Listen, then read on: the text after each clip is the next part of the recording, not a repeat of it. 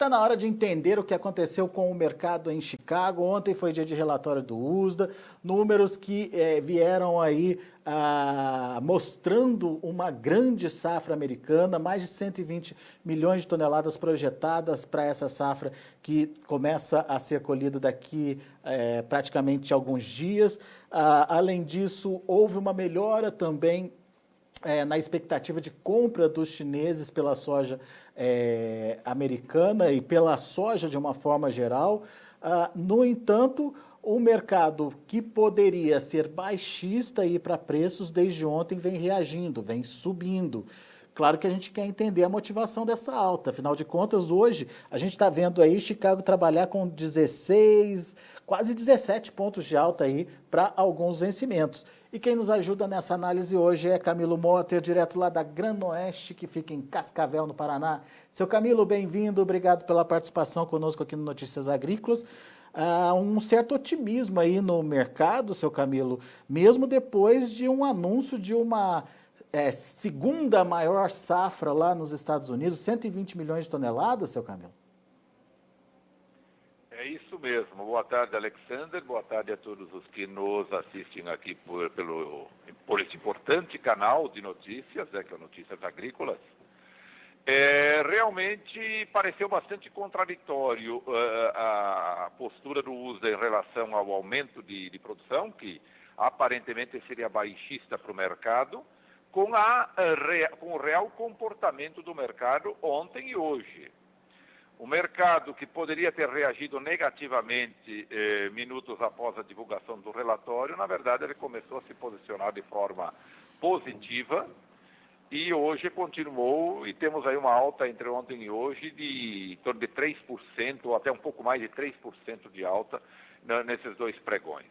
Agora, a minha forma de entender é que, apesar do aumento de 8 milhões de toneladas na produção entre julho e agosto, dadas as boas condições das lavouras, subiu de 112 para 120 milhões, conforme você citou aí há pouco, o mercado passou a olhar muito mais o lado da demanda, que também é muito agressiva, né? Então, se nós temos de um lado um aumento da oferta, de outro lado, nós temos um aumento substantivo da demanda, sobretudo de parte da China, com o retorno, com a retomada dos plantéis de suínos, né? E isso faz com que os estoques finais do mundo ficaram em linha com o que tínhamos, ou até abaixo do que tínhamos no mês passado, mas principalmente abaixo do que o mercado esperava, né? O mercado esperava um aumento aí de 3 milhões de toneladas nos estoques, pelo menos, e acabou vindo em linha com o mês passado.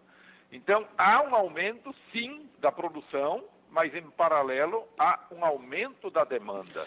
E isso se tornou bastante expressivo para o mercado, né?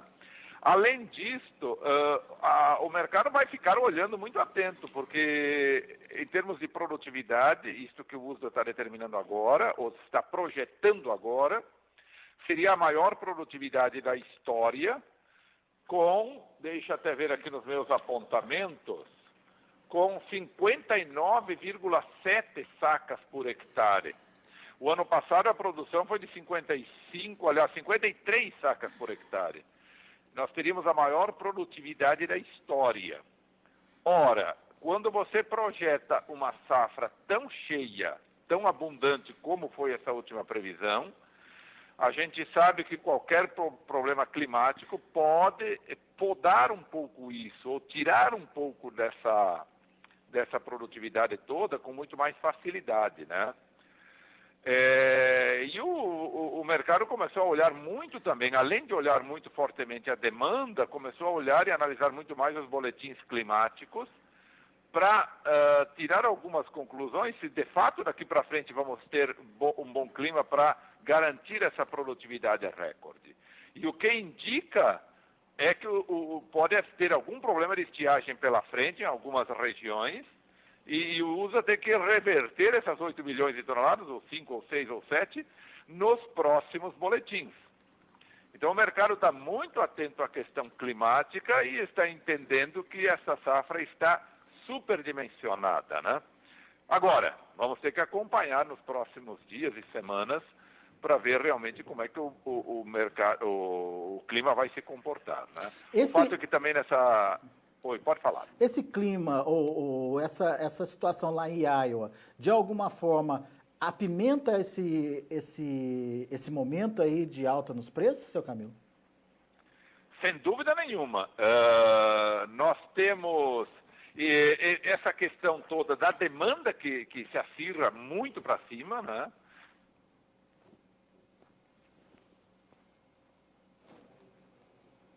Alô? Alô, seu Camilo?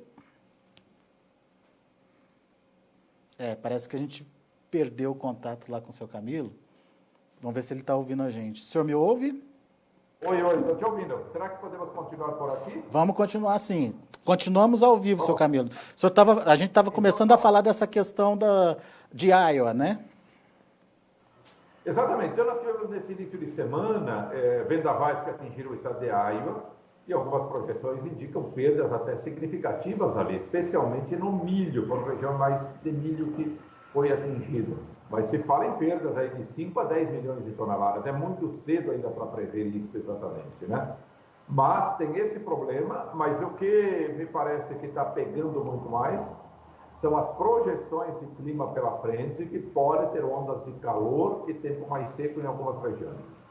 Aliado à demanda forte, da China especialmente, né? Você veja que o boletim de hoje, do USDA, indicou vendas de 2.800.000 toneladas de soja na última semana.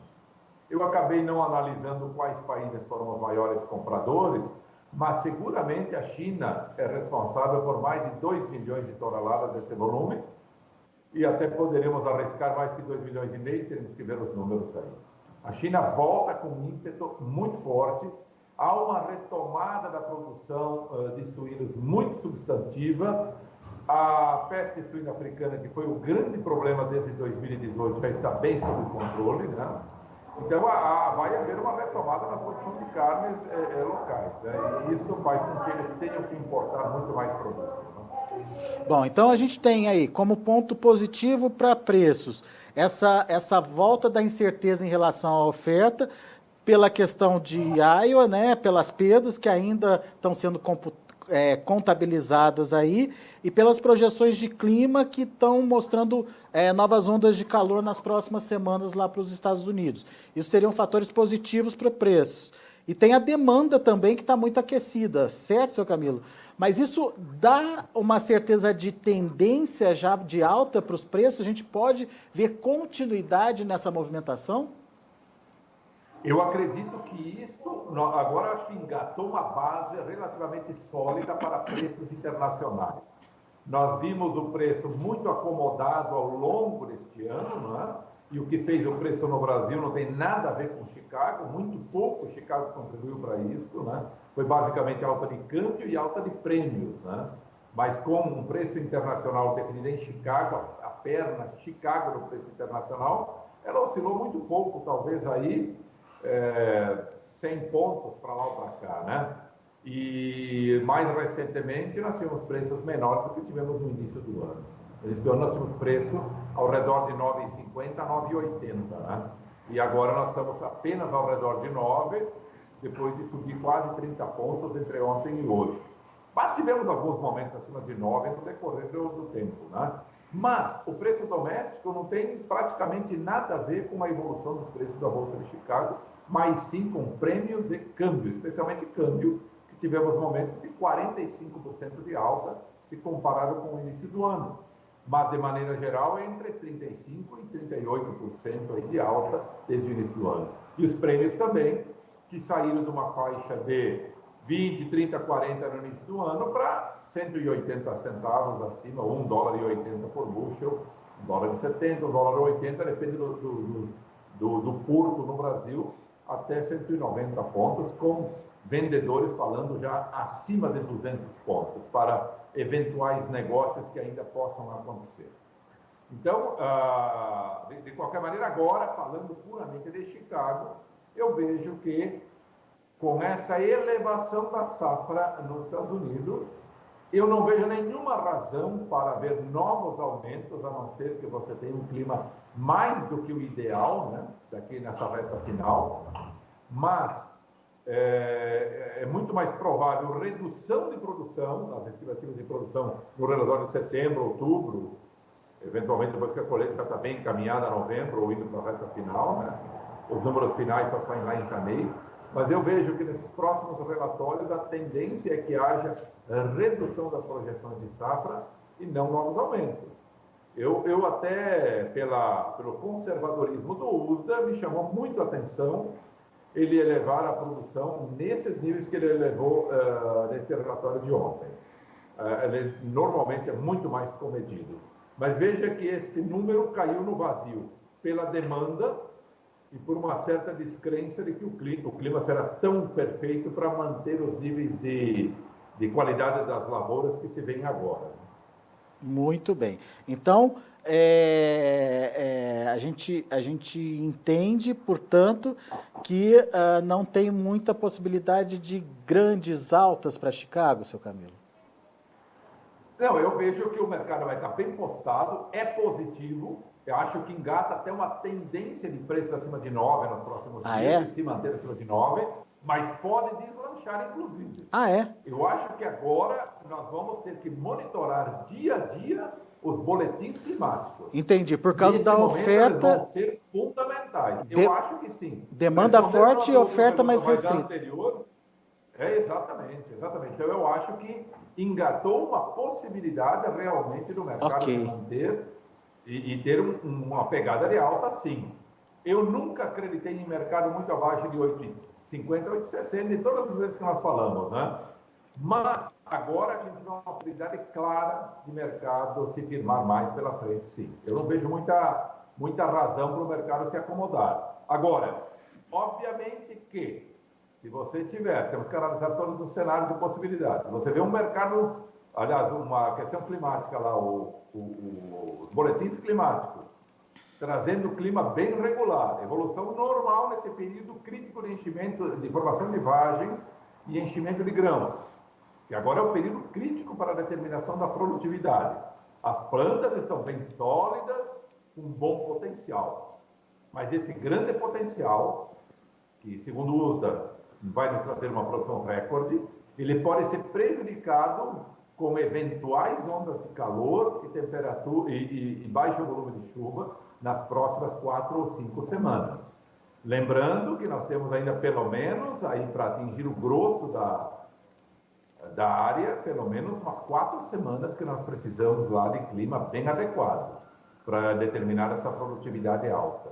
Então, eu espero, ou estou visualizando que vamos ter nuances positivas de preço, sim. Acho que o mercado está muito bem postado nessa questão climática, mas também na questão da demanda.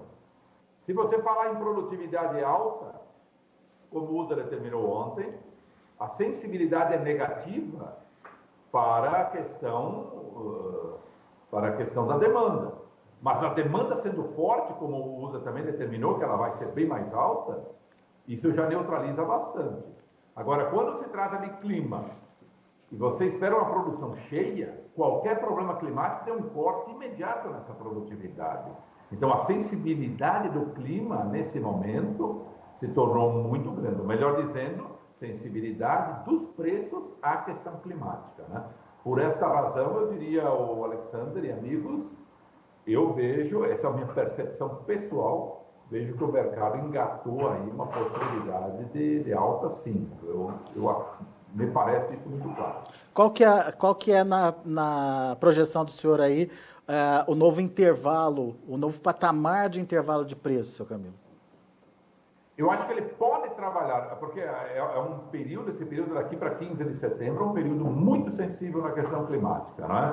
Então ele pode variar muito, nós podemos ter repicadas de preços muito mais fortes, e se normalizar, uma repicada pequena e o preço até retornar, né? Então vai depender muito disso.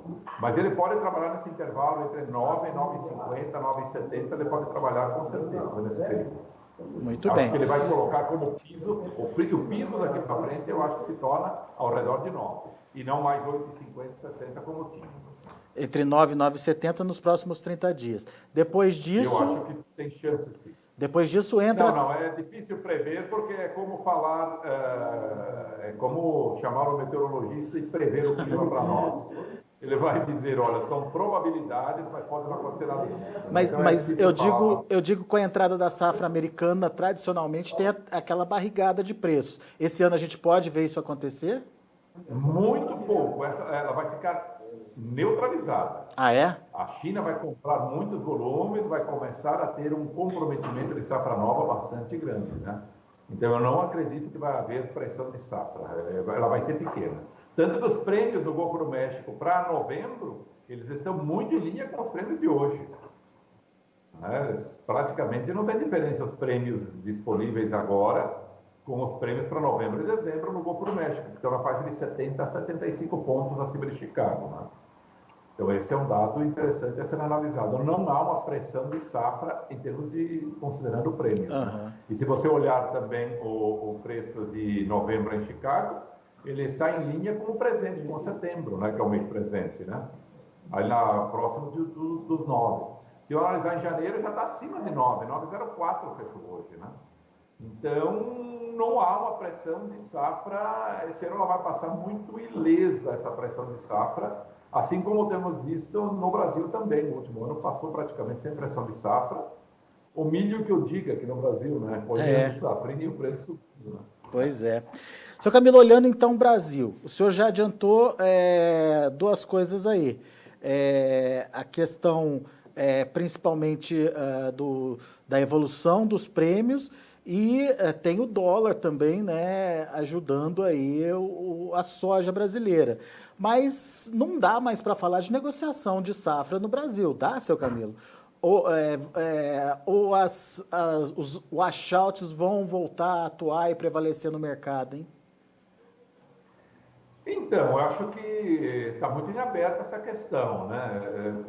Claro que tem demanda pelo produto brasileiro, muitas vezes, ou quem comprou um produto brasileiro, que é a qualidade superior do produto americano, e sobretudo os lotes remanescentes da safra americana, da última safra, são de baixa qualidade, porque teve muito problema climático no ano passado, né? Então, ou talvez transferiria para uma origem não identificada, origem opcional, digamos assim, e haver o washout da soja brasileira aqui, que ainda não está embarcada, né, alguns lotes pelo menos, e fazer a opção pelo embarque do produto norte-americano da próxima safra.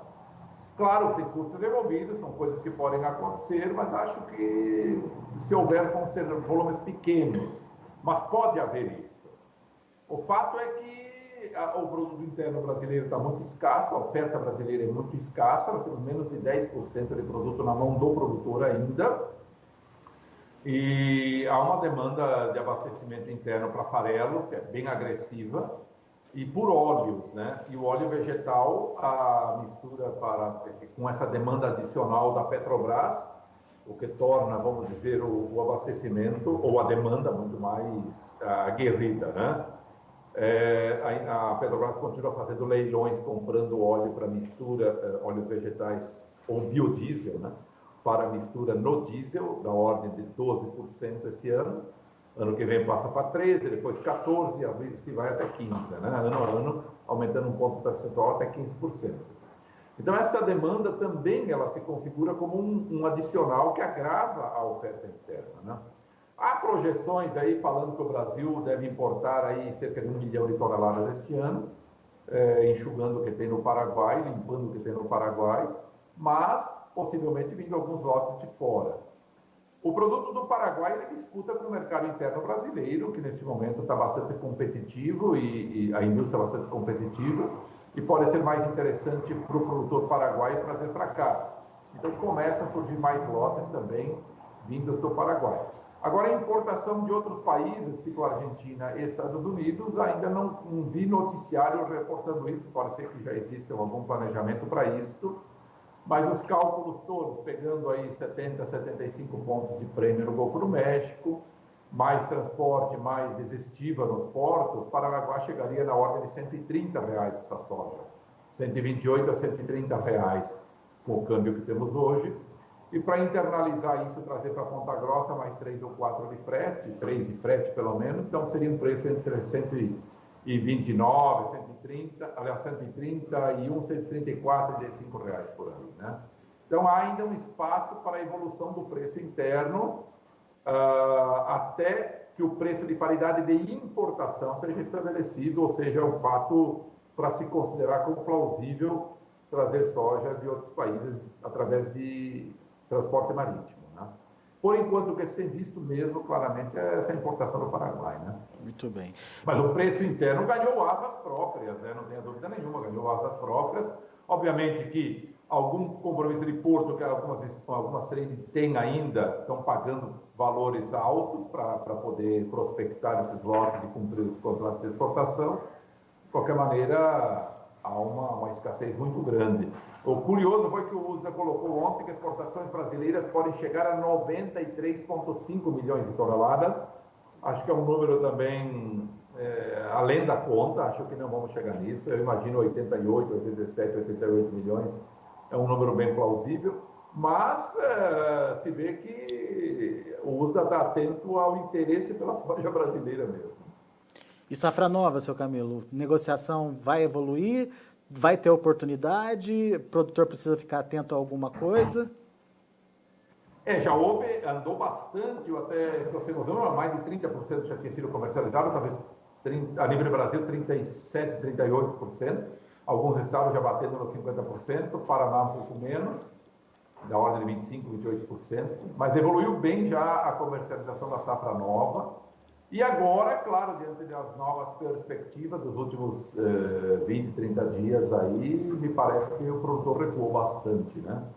Mas houve já um bom volume negociado e acho que agora há uma certa pausa esperando para um novo momento aí e tudo mais, né? Então, mas a comercialização sim, embora bem mais lenta agora do que já houve, né? Uhum.